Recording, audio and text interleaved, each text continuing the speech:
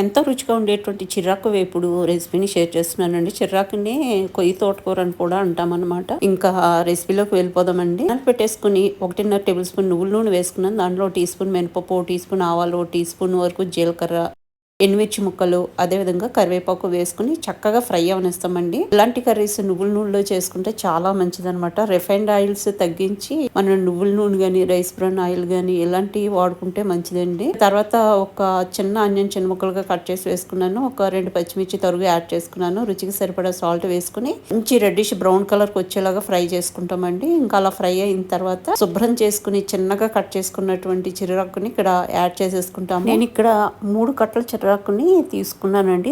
చూస్తూ ఉండగానే మగ్గిపోతుందండి. మన రోజువారీ ఆహార పదార్థాల్లో ఆకుకూరని తప్పనిసరిగా ఇంకల్కేట్ చేసుకోవాలండి. అది ఏ టైప్ ఆఫ్ ఆకుకూర అయినా పర్లేదు. అలా చేసుకుంటే ఏంటంటే మన హెల్త్ ని మనమే ప్రొటెక్ట్ చేసుకున్న వాళ్ళం అవుతాము.